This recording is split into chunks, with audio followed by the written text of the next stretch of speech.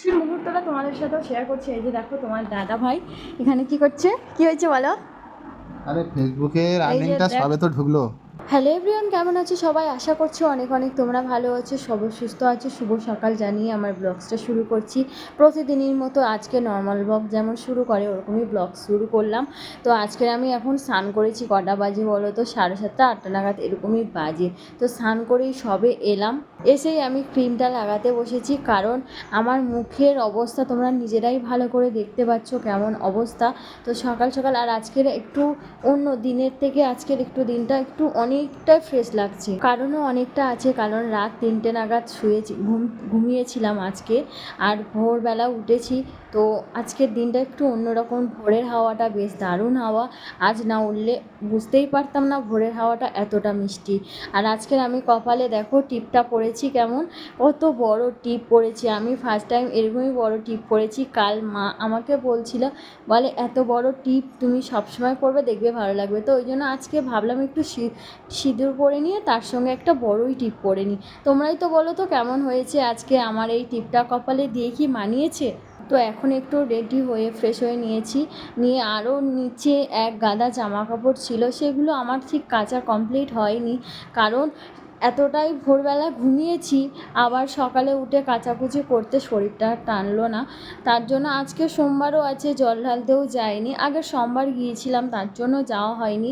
আমাদের এখানে সোমবারেইতে অনুষ্ঠান হয়, তো তার জন্য এই সোমবারটা আর আমার যাওয়া হয়নি। আর একটা তো কারণ রয়েছে, ফ্রেশ হওয়ার, ভালো লাগার একটা কারণ। আমার থেকে তোমাদের দাদা ভাই সব থেকে বেশি ভালো খুশি ছিল, তো আমার থেকেও বেশিও। তো আমাকে কেমন লাগছে ফুল লুকে অবশ্যই একটু কমেন্ট করে জানিও। চলো এবার ঠাকুর ঘরে প্রসাদটা তুলে এনে দেখা হচ্ছে। ঠাকুর ঘর থেকে প্রসাদ নিয়ে চলে এসেছি। তো সকাল থেকে খাওয়া হয়নি, একটু জাস্ট প্রসাদটা মুখে দিয়ে আবার রান্না বসাতে হবে। সকাল সকাল রান্না করে নিয়ে তারপর একটু রেস্ট নেব, ভাবছি ঘুমাবো। তো জানি না ঘুমটা ঠিক হবে কি না, তো যাই হোক ঘুমালে অবশ্যই তোমাদের সাথে। আর এই আমটা যা টেস্ট গো, তোমরা না খেলে বুঝতে পারবে না।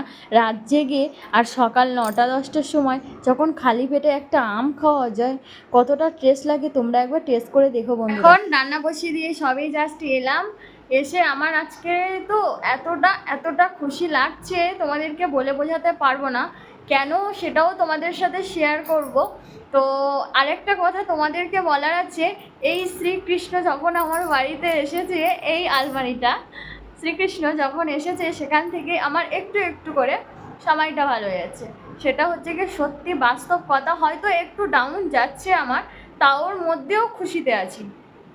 তো আজ কিসের জন্য এত খুশি জানো বন্ধুরা? সে খুশিটা এতটাই, আমি ভাবিনি কখনো যে এই এই এই পর্যায়ে আমার পড়তে হবে। সত্যি বলছি আমার এতটা আনন্দ, তো আনন্দ লাগছে, তো ভাষা আসছে না কি বলবো তোমাদের। সেই মুহূর্তটা তোমাদের সাথেও শেয়ার করছি। এই যে দেখো তোমার দাদা ভাই এখানে কি করছে, কি হয়েছে বলো। আরে ফেসবুকের এই যে আর্নিংটা সবে তো ঢুকলো। তো এটা কি, এডিট হচ্ছে তো। তো যাই হোক আমি বলে দিচ্ছি, তোমার দাদাভাই বলছে না, আমি বলে দিচ্ছি। আমার ফেসবুক থেকে ফার্স্ট আর্নিং ঢুকেছে আজকে আজকে রাত্রে ঢুকেছে।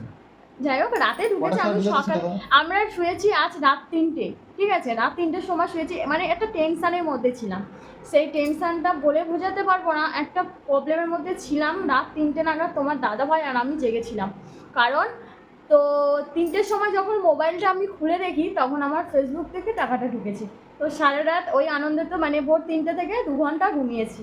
তারপর উঠে বাড়ির কাজ কমপ্লিট করে স্নান করে ঠাকুর ঘরে দেখলেই সবাই পুজো কমপ্লিট করে আজকে এসেই তোমার দাদাভাই ফেসবুকে যেহেতু ভিডিওটা আমাদের আপলোড দিতে হবে, তার জন্যই তোমার দাদাভাই রেডি করছে, ঠিক আছে। আর আমার ফেসবুক থেকে কত আর্নিং হয়েছে না হয়েছে সম্পূর্ণ স্ক্রিনে দেওয়া আছে, সবাই দেখে নিও। আর এই যে এখন ফেসবুকে ছাড়া হচ্ছে, কম হলেও কিন্তু সেটা অনেক বড় আমাদের কাছে। কেননা মানে ফেসবুক থেকে যে এতদিন পর এত বছর, মানে আমরা ফেসবুকে পড়ে আছি প্রায় 2 বছর মতো, কোনো মতেই ফলোয়ার্স বাড়েনি। প্রোফাইলে পড়েছিলাম, তারপরে পেজে কাজ করার পর হঠাৎ বেড়ে গেল, ঠিক আছে।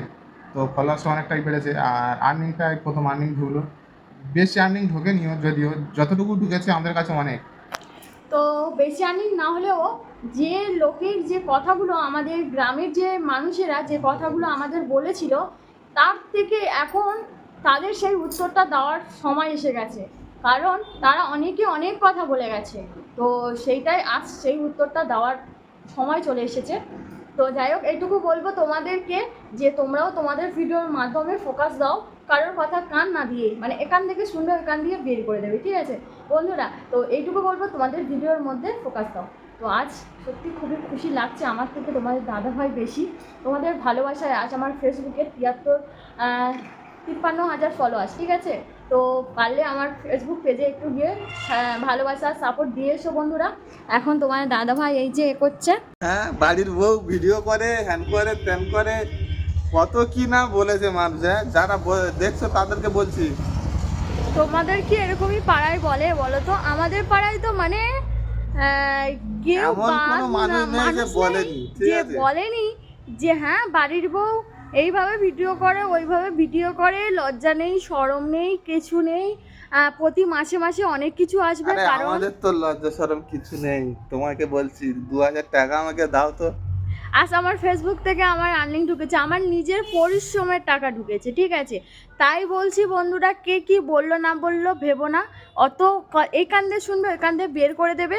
শুধু তোমাদের একটাই ফোকাস দেবে, আমি ভিডিওটা কেমনভাবে করব সেইভাবেই ফোকাস দেবে, যাতে লোক দেখবে আকর্ষণীয় হয়।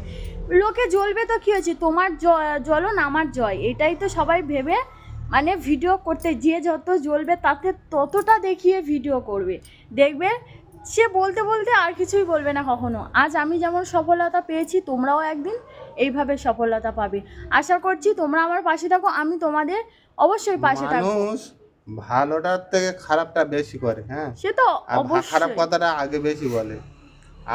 আজকের আমাদের এই যে সাফল্যটা পেলাম, ঠিক আছে, কই যারা বলছে এই করে, হ্যান করে, ত্যান করে, ভিডিও করে, হ্যান করে, তাদেরকে বলছি কই 500 টাকা আমাকে দাও তো দেখি কিরকম বুকের পাটা হয়েছে। আমার ইউটিউব থেকে আমি সফলতা পেয়ে গেছি, আজ আমি ফেসবুক থেকেও সফলতা পেলাম।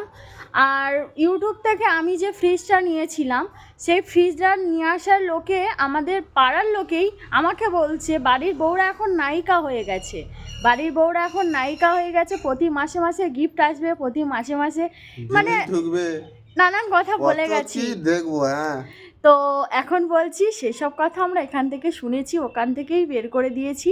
তাই বলছি বন্ধুরা, তোমরা কোনো কথা, কারোর কথা কান দিও না, শুধু তোমরা ভিডিওর মাধ্যমে ভিডিওতে ফোকাস দাও, এটুকু বলতে চাই।